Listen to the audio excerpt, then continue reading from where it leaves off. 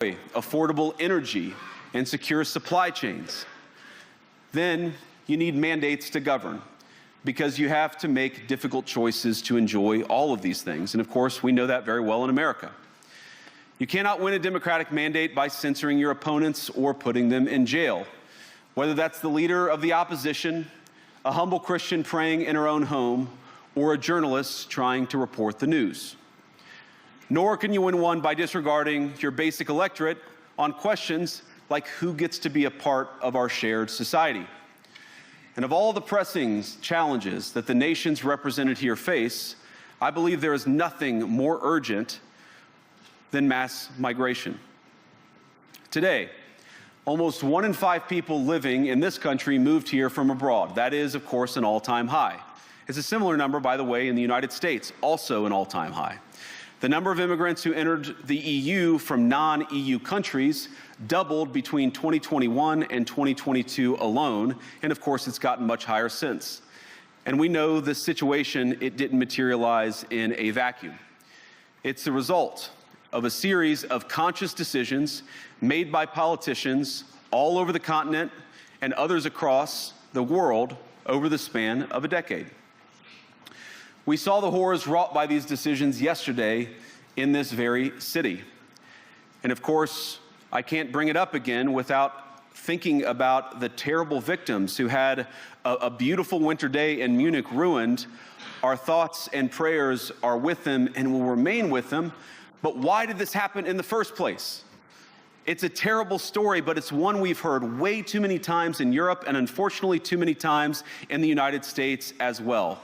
An asylum seeker, often a young man in his mid-20s, already known to police, rams a car into a crowd and shatters a community.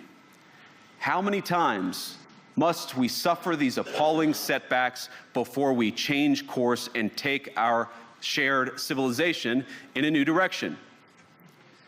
No voter on this continent went to the ballot box to open the floodgates to millions of unvetted immigrants. But you know what they did vote for? In England, they voted for Brexit, and agree or disagree, they voted for it. And more all over Europe, they're voting for political leaders who promise to put an end to out-of-control migration. Now, I happen to agree with a lot of these concerns, but you don't have to agree with me. I just think that people care about their homes, they care about their dreams, they care about their safety and their capacity to provide for themselves and their children. And they're smart. I think this is one of the most important things I've learned in my brief time in politics. Contrary to what you might hear a couple mountains over in Davos, the citizens of all of our nations don't generally think of themselves as educated animals or as interchangeable cogs of a global economy.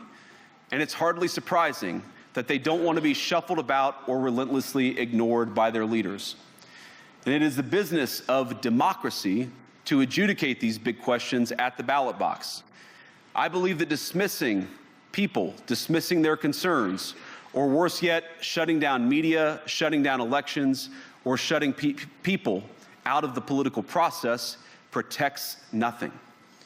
In fact, it is the most surefire way to destroy democracy. And speaking up and expressing opinions isn't election interference. Even when people express views outside your own country, and even when those people are very influential. And trust me, I say this with all humor, if American democracy can survive 10 years of Greta Thunberg scolding, you guys can survive a few months of Elon Musk. But what no democracy, American, German, or European, will survive is telling millions of voters that their thoughts and concerns, their aspirations, their pleas for relief are invalid or unworthy of even being considered. Democracy rests on the sacred principle that the voice of the people matters. There's no room for firewalls. You either uphold the principle or you don't. Europeans, the people, have a voice. European leaders have a choice. And my strong belief is that we do not need to be afraid of the future. You can embrace what your people tell you, even when it's surprising, even when you don't agree. And if you do so, you can face the future with certainty and with confidence, knowing that the nation stands behind each of you. And that, to me, is the great magic of democracy. It's not in these stone buildings or beautiful hotels. It's not even in the great institutions that we have built together as a shared society. To believe in democracy is to understand that each of our citizens has wisdom and has a voice. And if we refuse to listen to that voice, even our most successful fights will secure very little. As Pope John Paul II, in my view, one of the most extraordinary champions of democracy on this continent or any other, once said, "Do not be afraid." We shouldn't be afraid of our people, even when they express views that disagree with their leadership. Thank you all. Good luck to all of you. God bless you.